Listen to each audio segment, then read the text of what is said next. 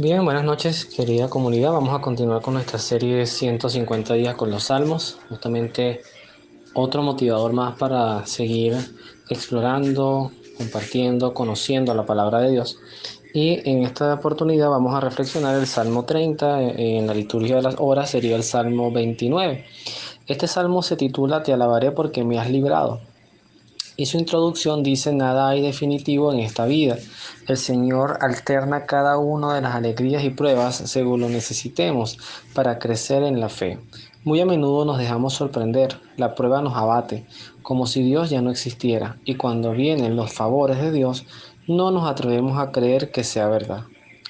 El Salmo dirá: Te alabaré, Señor, porque me has levantado, y muy pocos se han reído de mis contrarios.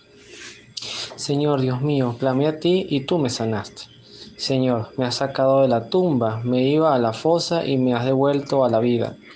Que sus fieles canten al Señor y den gracias a su santo nombre. Porque su enojo dura unos momentos y su bondad toda en una vida. Al caer la tarde nos visita el llanto, pero en la mañana es un grito de alegría. Cuando me iba a bien, decía entre mí, nada jamás me perturbará. Por favor, Señor, yo me mantenía como plantado en montes poderosos, apenas escondiste tu rostro, vacilé. A ti clamé, Señor, a mi Dios supliqué. ¿Qué ganas si me muero y me bajan al hoyo? ¿Podrá cantar el polvo tu alabanza o pregonar tu fidelidad? Escúchame, Señor, y ten piedad de mí. Sé, Señor, mi socorro.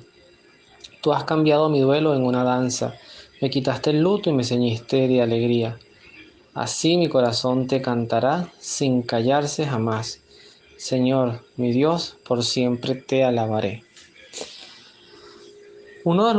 Este salmo es maravilloso como todas las cosas que encontramos en la palabra de Dios, todas las reflexiones, enseñanzas, porque al final es eso, es escuchar a Dios. Los salmos, en cierta forma, si bien también son inspirados por Dios, entran en esa reflexión de agiógrafos, de escritores que bajo la luz del Espíritu Santo, pues todo lo que se proclamó ahí es palabra de Dios. Los salmos tienen una particularidad. Pudiéramos decir que de los 73 libros que hay en la Biblia católica, 72 son Dios hablando en la historia, en parábolas, en poesías, bueno, en diferentes formas literarias de acercarse a uno sin que nada de esto reste su veracidad. Es muy importante siempre recalcarlo. La Biblia no es un libro histórico, pero tampoco es un libro científico, ni es un libro poético, ni es un libro subjetivo. La Biblia es palabra de Dios. Y es una palabra de Dios. Me encantó una definición que escuchaba recientemente, centrada en el impacto, en el testimonio de algo vivido, y expresado además con los recursos que en ese momento tenía la persona de expresarlo. Pero los salmos es como el yo, el tú y el yo, hablándole a Dios. Es literalmente ese diálogo.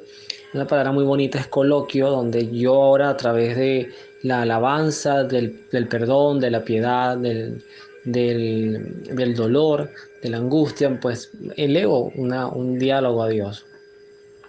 Entonces también es importante que nosotros hagamos reflejo de utilizar los salmos, emplearlos como un recurso, no el único, pero como un recurso para poder dialogar con Dios. Es como también escuchaba recientemente, que me encantó, muchas cosas me encantan cuando están bien predicadas y cuando te edifican, que nosotros deberíamos estar abiertos al consejo, y al ser aconsejados no es que suprimimos nuestro pensamiento para que otros piensen por nosotros. No, el consejo es abrirnos a la posibilidad de pensar mejor. Eso me encanta. O sea, es mi pensamiento, pero nutrido con otras ideas. Pero no nos anulamos nosotros. Entonces, ¿por qué hablo todo esto? Una de las cosas que yo noto en varios salmos que he leído en esta serie, bueno, ya voy por el 30, es que justamente siempre hay como una preocupación del salmista, del qué dirán de los demás, ¿no? Señor, no permitas que me humillen, no permitan que me vean derrotado, no permitan que se burlen de mí. Esa preocupación, puliendo un poquito lo que es la fe cristiana, en realidad es totalmente irrelevante. Yo he tenido experiencias en mi propia vida, en mi familia, hay personas que son de las que no les gusta contar nada. Porque, y sobre todo cuando son cosas malas, enfermedades, tragedias, bueno, situaciones económicas difíciles, lo que sea. Porque a veces sentimos como que se van a burlar de nosotros o que, bueno, mira, tanto que este habla, tanto que este se la da, y ahí está, mira cómo está. Por eso que arriba hay un Dios que todo lo ve. Además, yo también he escuchado a mucha gente que habla así. Cuando alguien se enferma o, mira, ahí está, pues que bien bueno que le pase porque bastante que habló o bastante estirado que se la daba. Eso siempre va a estar allí. Eso es un recurso del demonio que usan los chismosos, los murmuradores y nosotros, que también hemos formado parte de eso. No lo estoy diciendo como si yo estuviera por encima de eso, es que yo también he sido parte de esas personas que maltratan con sus opiniones, con sus pensamientos. Entonces, algo importante es que en la fe cristiana, y eso lo reflexionaba también en las otras series que llevo, a la luz de su palabra, especialmente que ya lleva 134 capítulos, si la mente no me falla, vinculando Antiguo Testamento con Nuevo Testamento. Y es que hay personas que quisieran llegar al cielo sin cargar en ningún momento de sus vidas una cruz. Y eso es imposible, o sea, literalmente es imposible. O en esta vida o en el purgatorio o en los últimos momentos, algo hay que despojarse. Y Dios, y eso también lo veo en este salmo, Dios nos va como despojando, nos va quitando cosas que nos, a través de muchas, lo dice de hecho en el prólogo, ¿no? Cuando dice en las alegrías y en las pruebas, según lo necesitamos. O sea, hay momentos en que yo hoy mismo que tenía un proyecto de ir a trabajar, y de verdad uno lo necesita porque es ingreso, porque es recurso a tu casa, decimos en Venezuela un mata tigrito. Resulta ser que, bueno, contra viento y marea, yo esperé que medio escampara y salí.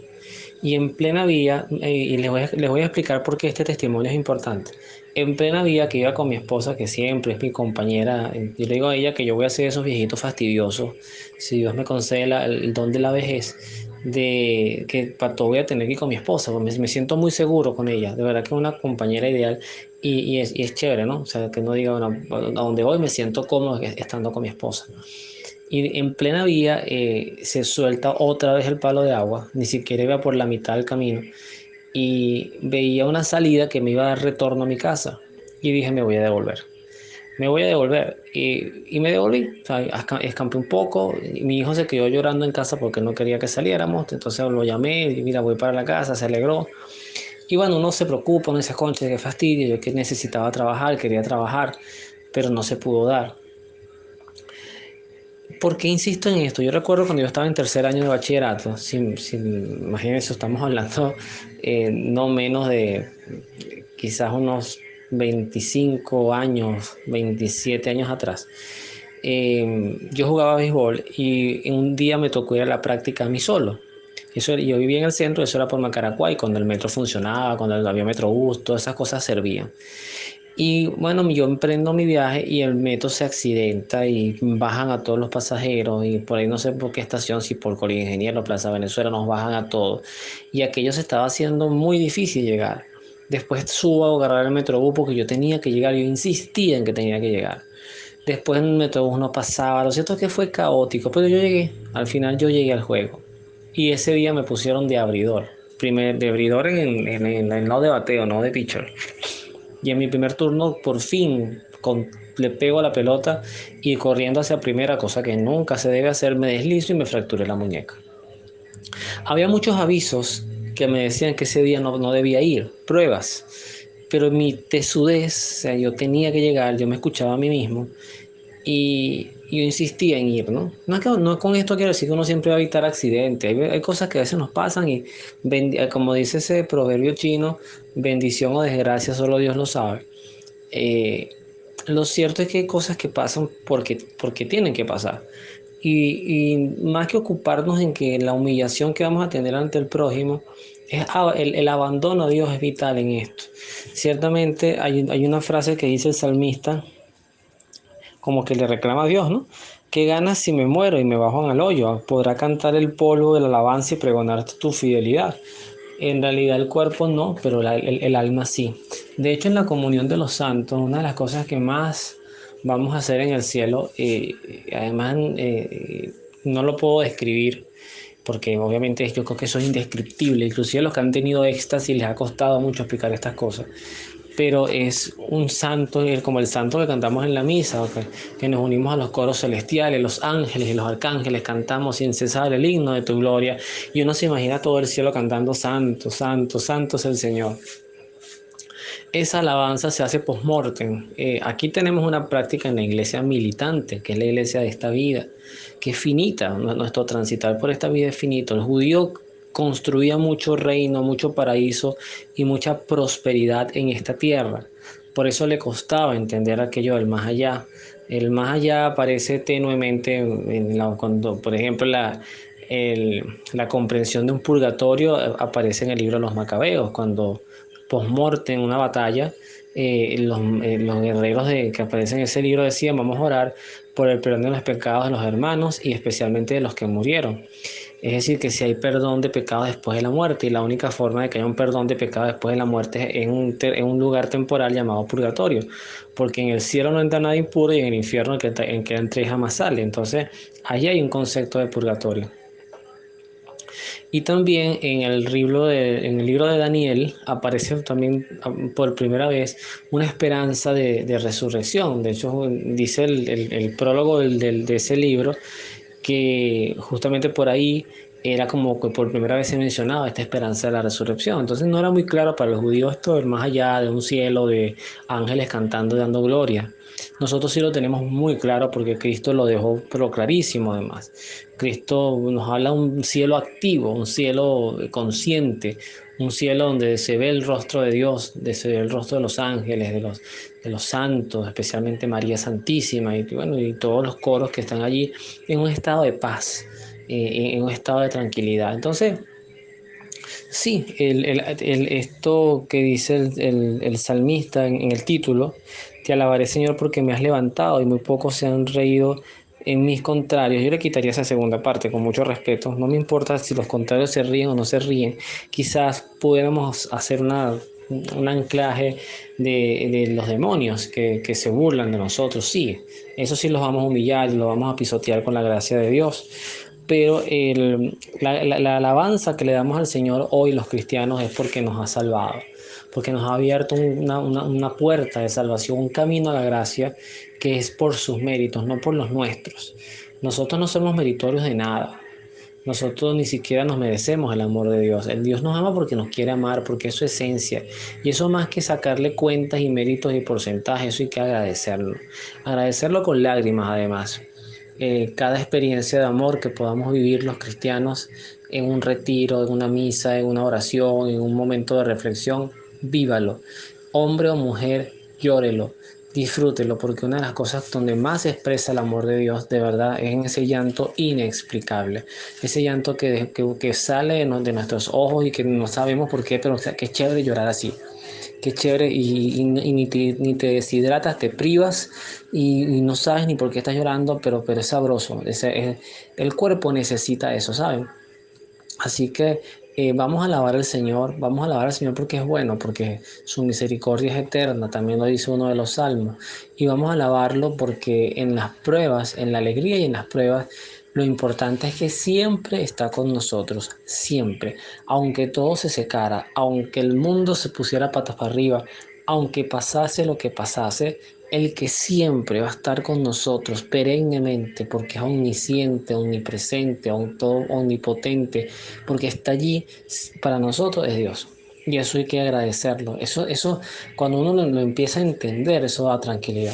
Uno sigue intentando, yo sigo construyendo proyectos, sigo buscando trabajos, sigo buscando cómo mejorar mi economía en mi hogar, sigo trabajando en la educación de mi hijo, disfrutando el tiempo con mis padres, disfrutando mi familia, a mis afectos, pero al final la clave es abandonarse a Dios, porque todo es un regalo, regalos temporales, pero la gracia, la salvación es un regalo eterno. Así que bueno, seguir caminando juntos en este andar por la palabra de Dios, por sus mensajes y por todas las cosas que nos vayan llegando de Él, porque Sin duda todo lo que venga de Dios siempre será bueno, como dirá Job. El Señor me lo dio, el Señor me lo quitó, bendito y alabado sea Dios. Bueno, Dios los bendiga, nos vemos en la oración.